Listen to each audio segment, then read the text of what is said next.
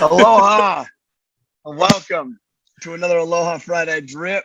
It's Tyler, Deveraux, Jackson, Campbell. I'm not in office. You know what? You're Jackson in office. You're just in one of our other offices. Yep. I'm in a different office, the Utah office. Those of you, I don't even know if we're going to be able to put this on YouTube. If it's on YouTube and you're watching it, you'll see that I'm in a different office. Jackson is in a different office. We're not in the office together, but you know what we're doing? We're recording a podcast together. Definitely. That's exciting. The energy is still here. The energy is still here. The mojo is still right. Well, as soon as we hit off that intro, dude, we know it's time to go. We know we're ready to roll. Tyler, any announcements or anything, or can I dive right into the topic? I'm pumped about today's topic. I'm just gonna say one thing. Yeah. I love to go speak and teach at these events, and was able to do another event last weekend, I guess a week ago, in LA, Pasadena area, and had such a great time, man. My voice sounded worse than it does right now. It was probably the worst that it's ever been. And that everyone there was just so loving and patient. I literally, bro, in my bag have more thank you cards than I ever have. And my heart is full. My heart is full. I just had such a great time. So that's the only announcement. If anybody from that event is listening to this, I love y'all. Grateful for y'all. I too. So I had such a great time. Dude, that's so awesome. The question that arises from that I want to ask you is, you were sick, man, and you had no voice. You were down and out. Why did you? And you could have very easily called in the sub. You know what I mean? You could have very easily rested, and no one would have blamed you for it because you were down and out. Your voice was gone. Why do you feel that responsibility to continue forward, to still perform? Dude, this industry meaning multifamily industry, has changed my life, man. And I know that's cliche and whatever, but it's changed my life. Also, I love teaching at those events. I love it. Like, it brings me joy and it brings me fulfillment, and I love it. And so, no, dude, I'm going to muscle through. But you also want to know why? It's because what's my job? My job is to lead, and my job is to inspire and teach.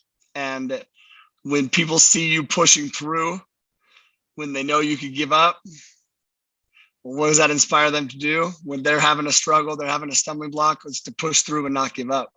And that's what I want to teach and help everyone do. So I look at this as a separator. Like, in my mind, whether people look to me for this or not, it's irrelevant, because this is what I tell myself in my mind. But I know people look to me like this anyway. I know that. But even before that was the case, that was true. It was, dude, I'm a leader. My identity is I'm a leader, and I'm in a position people are watching me. I have a opportunity to. That's why, if that makes sense. Yeah. No, definitely makes sense. Definitely makes sense, and that is one of the things.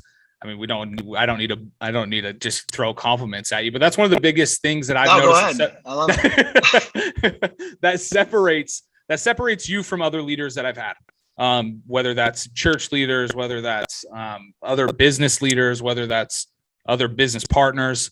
That's truly one of the things that sets you apart, is that even when you're on top, there's nothing holding you down. And that's just such a good golden nugget just to pull out real quick before we jump into the episode, is that even when you are doing great, and even when you are doing successful, even when you probably could rest, in quotations, you don't. You keep pushing through. So it really is a golden nugget, and I think it's one of those attributes that all high level successful people have. So definitely wanted to pull that out before we get started. Anything else? Man. I appreciate that. Yeah. Anything else you want to add there?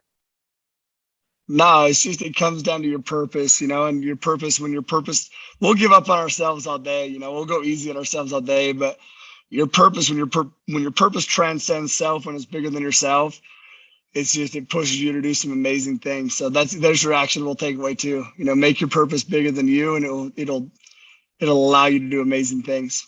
Yeah, no, that line, it's very easy for you to give up on yourself, but not on others. To make that definite major purpose about somebody else bigger than self is huge. I mean, it really, Huge, dude. it's incredible. It's changed the way I go about things 100%. All right, Ty, let's dive in here today. We need to be quick. I know we don't have a ton of time. I know you're in Utah and you have a ton of meetings and things that you're going to be attending to there. But I have 3 questions that I want to ask you today regarding honesty and transparency, and the importance of those 2 things in business. That's the first question.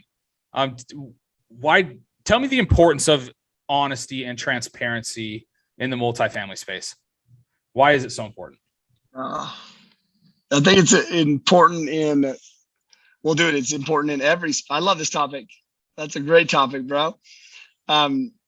It's important in every space, right? Because in anything, to execute at a high level, well, first up, to execute at a high level, you have to have confidence.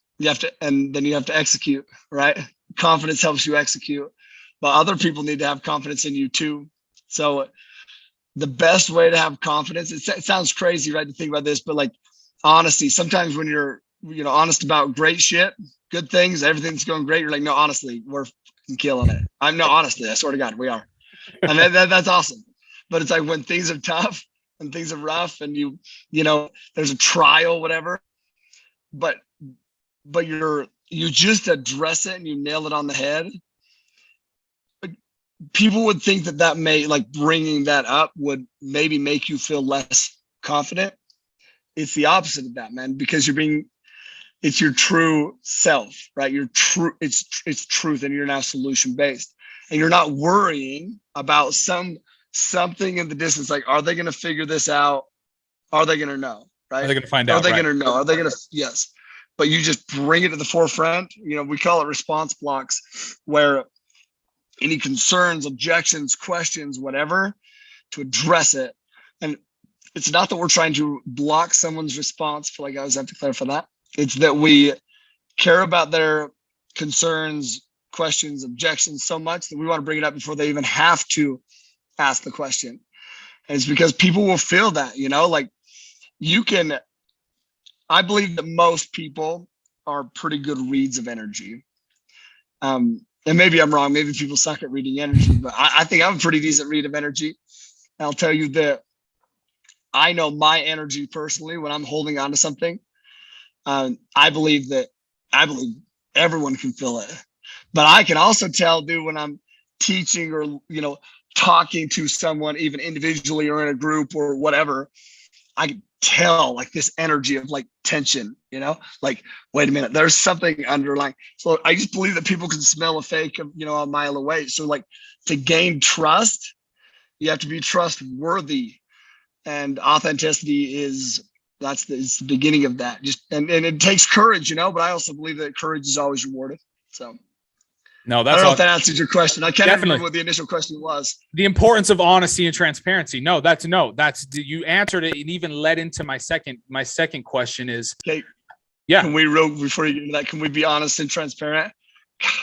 I'm not mentally acute. I feel like right now, I'm a little bit not all there because I'm not feeling very well. Yeah. So, all y'all listening to this, God bless you. And bear with me. But here he is pushing through. No, dude, that was an awesome answer. That was a great answer. No stress at all. But it leads into my second question is, how are you honest with investors when things aren't necessarily going as planned? You kind of already just talked about it. You bring it up to them, but I want to dive a little bit deeper into there. Maybe if you have any examples or experiences where you needed to kind of have a hard conversation with some investors, or maybe there was a certain situation where you needed to, I don't know. I would love to hear an example of how you were honest with an investor or a business partner when things weren't necessarily going the way you wanted them to. Tons. Repeat the first initial question again. Sorry, but yeah, tons. It was, how are you honest with investors? Yeah, when things aren't necessarily going as planned. Yep. Oh yeah, I mean, dude, yes. That's another thing. I believe that you give good news. That'll come out on the quarterly reports, maybe a monthly update. Maybe they see it in a social media post that I post about randomly. But bad news, that needs to be out immediately. It needs to be out immediately. Tons. We had a fire at a property, and everyone's telling me, don't, Tyler, no, hey, you cannot, don't send that until we know all the details. I'm like, yeah, no, I'm sending an email to let everybody know that we had a fire. And I'm telling them that this is the problem that it's posed, and this is the solutions that we're putting into place, and this is what we're doing.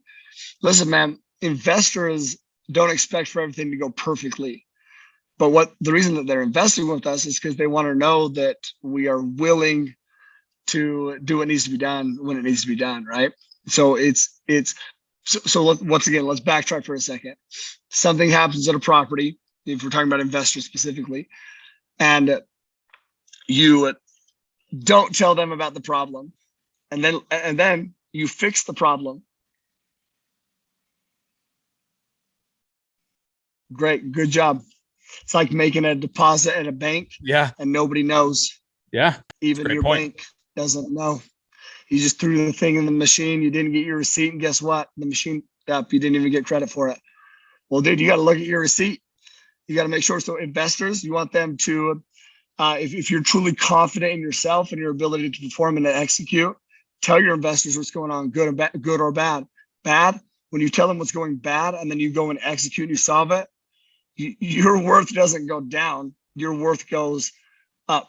In fact, I just recently had a conversation, bro. And I'm wondering, maybe this is even why you're asking me this question, but I just had a conversation where we had some investors that were just concerned, and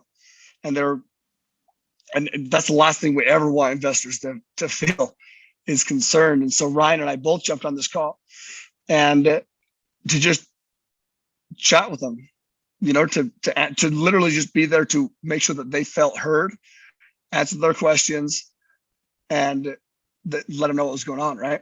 And so, and it was they're like, how's the property going? And we're like, it's a shit show. We had to fire, the property management company. This is the issues. This is what happened. It's not good. And they're like, oh, okay. And then they started going down this trail a little bit of frustration, whatever. And then I interjected and I said, hey, just one sec. What's the goal of the call? Because if the goal of the call is just to be able to vent, we're going to be here to listen to you. But if the goal of the call is for you to understand the solutions behind the problems that we just bullet pointed, we are very aware of the problems. That's why we just told you it literally point blank what those problems were. But if you're wanting us to, if you just vent, we're here to listen. But I also know that you're going to end this call and you're not going to have peace of mind. No.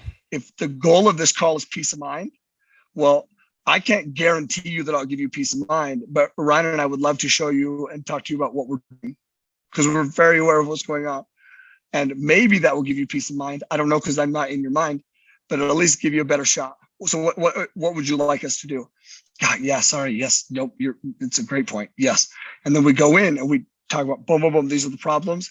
Boom, boom, boom. These are the solutions. And then listen to me. This is why we will get this done. And what's crazy is what turned into what started as a concern or a worry. I had multiple thank you, a thank you text and a thank you email today. Today's literally just happened yesterday. From that conversation. Why? Because we didn't run from it. We didn't try to sugarcoat it. Yeah. We told them exactly what was going on. We cared enough to actually have solutions in place, but then we just bullet pointed all those things, right? Like, no one's perfect. Problems happen.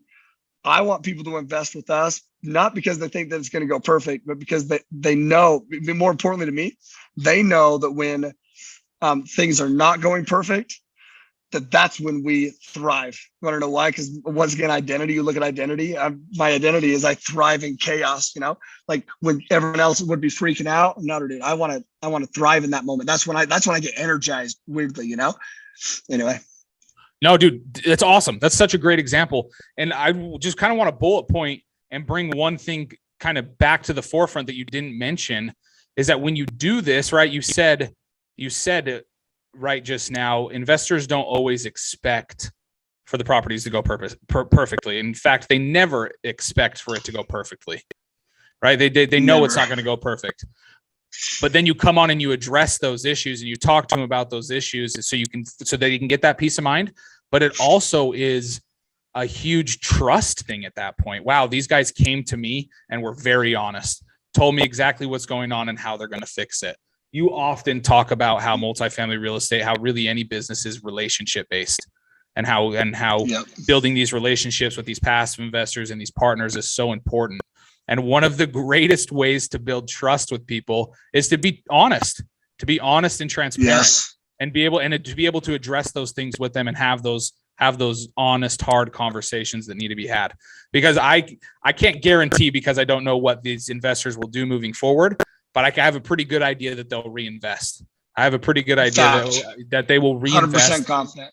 and continue to invest with multifamily capital partners because 100% confident. because of this honest conversation about, yeah, this property may not be performing right now to what we expected at. We're going to get it to where we need it to be. But being able to build that confidence and that trust with them is probably the biggest benefit of being honest and transparent with your investors. Yes. And dude, listen, I 100%, fact, I know for sure they will, because, sometimes it's a long-term investment. This is what I talked about too. And this investment, it's a long-term investment. So like the fact that, everything that's happened and we are where we are, it's not where we want to be, but we are where we are. And that's actually a win. Now, where we are going to be, which is, this is 3 years into this whole, it's 3 more years for the whole period. That's where you'll be grateful. And here's the thing, when you're honest, sometimes like, why do people skirt the issue or sugarcoat? Because in the short term, that's what's most comfortable. But in the long term, hardly ever is what's most comfortable in the short term what's best in the long term, right? Yeah. We have to truly define what that long-term play is, meaning that long-term goal, and then act in accordance to that in the short term, execute in the short term. And if you do that, they may be frustrated or whatever in the short term, but in the long term, and not even so distant long term, they'll respect you for being transparent and telling the truth. And that's a big deal. So you have to know your values, right? Like not your company's core values, you should know those too, but I literally mean like your values. What do you stand for? And then stick to those, because that's where confidence will, come. That's what it stems from. And confidence it's not from, it's nice to be able to control the given situation, but confidence doesn't come from knowing that you can control a certain situation. That does help. It is awesome if you can, but it doesn't necessarily come from controlling a situation or a certain moment. I believe that it comes from knowing that you can control your response to the given event, right? So it's not it's your response, I guess my point, right? It comes from knowing that you can control that response. And it also comes from just one of the things that I loved in the thank you text. They said, I could tell that something along the lines of like you're what's going on, you're competitive, and we believe in you, something like that. And not believe in you. That's a big deal, man. It's a big deal. And so confidence is about that, competitive drive, that focus, and that perseverance and grit, whatever you want to call it, right? To get the job done when it matters most. So yeah, and just kind of looping it back into honesty, the perseverance, the grit, the hard work wouldn't be recognized unless you were honest up front, right? Kind of looping back in the bank account deposits. None of those things would be noticed or recognized unless you were honest up front about the issues. That's just another golden nugget to take out of that, right? Is be honest and upfront so that you can prove yourself and that you can have more opportunities to add value, which is such a huge takeaway there. Another takeaway that I got as you were explaining that story is that I think is a good thing to pull out. I know we have a lot of new investors that listen to this and a lot of new operators in the multifamily space, is that you took control of that call. You know what I mean? When they started getting negative, wanted to start complaining or whatever, started to vent, you very politely recentered that call, brought that call back to the attention of what it needed to be on. So it's just another golden nugget is if these problems or these things ever come up, these difficulties, that you have that confidence to know, and be the one in charge there. It's like, no, I'm in charge of this investment. This is what's going to happen, and reassure them, right? You don't ever want to take that seat of, yes, ma'am, yes, sir, so sorry. Obviously, you want to apologize if apology is necessary, but also be confident and withhold that frame of, hey, I'm in charge of this. I know what's going to happen. Let me show you. And then continue forward there. That's a huge thing I just pulled out just now. But really, if we're being honest, bro, it's because, that's one of the things that you know this about me, but I just, it doesn't make sense to me to only, yes, you have to identify the problem, but I believe that 90%, 10% identifying your problem, maybe, okay? 90% on solving the problem, solving it. Another thing is I was on that call with Ryan, and Ryan killed the call. He killed the call.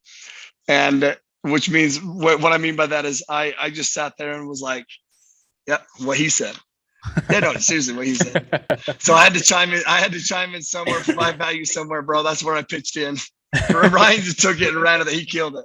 So. That's awesome. And that's why partnerships are so important. No, that's awesome. All right, Ty, one more question. You got time for one more? Absolutely, bro. Okay, sweet. One more question regarding honesty and transparency. We just talked about how you're honest with investors when things aren't necessarily going as planned. But the third question is, how do you go about being honest with team members and partners when they are doing something you don't like or agree with? How do you have that honest conversation with them, and how do you go about doing that? Immediately, as fast as possible, because I believe in people and I believe in the intentions of everyone that I work with. And I had this, and sometimes I do it right. So let me tell you the time I did it wrong. I got it, it was relayed this information. Hey, this is what happened. X, Y, Z, TQ, doesn't matter the details or who. And I call and I was like, hey, this is what I just found out. Or this is what I just heard. And I was like, oh, what? Dude, I'm literally almost kind of like my feelings are hurt that you would even like, no, that's not the case. No, that didn't happen. Like this happened and this. And I was like, oh my gosh, of course. Why? Yeah, your feelings should be, you've never done anything that should make me not trust your actions and your intentions or whatever. Why in the hell would I jump in the way that I did? What I've learned is this: give people the benefit of the doubt, dude. If something is going wrong, it's either, I believe 99.9% of the time, one, because they don't realize that they don't realize that what they're doing is causing the issue that's causing. They don't realize it. Most people do not want to make mistakes, dude, intentionally. Most people want to be great, and they want to be great. And so how do you help somebody be great? Well, you just bring to awareness when something may not be, being perceived on the other end, the other way that they want it to be. Because when you address it like that, they're like, oh my gosh, I had no idea, dude. Yeah, like, yeah, I'll change, they'll change it. And the other little bit of percentage is that it's just miscommunication. It's not even true. So what happens though, that's why you address it immediately. Because if not, you're going to go talk to somebody and be like, hey, did you hear about so-and-so? Is this true? Did this really happen? Hey, you're not quite, okay, let me go talk to somebody else. You're not quite sure. Are you sure? Okay, let me go talk. Did you hear about, do you think, what's your thoughts? Did this happen? Is this what's going on? You don't know either. And you're going to spend all that energy. And once again, energy is a currency, trying to figure it out instead of just going straight to the source and being like, hey, dude, this is the issue. Is this true? Is this not? What's going on? Give me your update. Oh, that didn't happen. Oh, sweet, man, we're good. You just address it, right? You just address it. So immediately, if that makes sense. Totally. And can I just say one more thing? Yeah, absolutely. I think honesty also comes down to being honest with yourself. Honesty with yourself is very, important. It's like when we commit, we talk about know your value. So if your value is integrity, honesty, well, then what happens is you literally give yourself power to speak your life into existence, because you know that when you say whatever it is you say you're going to do, you're going to do it. You trust yourself, right? You keep your word. It's as good as done because you know that you live with integrity with yourself. That's very important. People ask me, hey, before you had the track record of returns that you do with investors, yeah, it's nice to be able to say that now because you have a track record, but like you didn't always, know that you were going to do that. And I was like, no, yes, I did, dude. Yeah, we did, because we knew, once again, when we have integrity. So when we say that we're going to do something, we're going to do everything in our power to do that something, everything in our power to do that something. That's integrity within yourself. And I haven't always had that. I'll tell you that right now. And Brittany has taught me a bunch about decision-making, ton. Deciding means to cut off and move forward the other direction. But that takes courage, that takes integrity, that takes honesty with yourself. And when you do that, then you have massive amounts of confidence. And when you have massive amounts of confidence, you can, respond to any event. And really it's your event, whatever the event is, your response to that event will dictate the outcome of that event. It's not the event that dictates the outcome. It's your response to that event that dictates the outcome. But that response comes from being honest and open with yourself and also trusting yourself, right?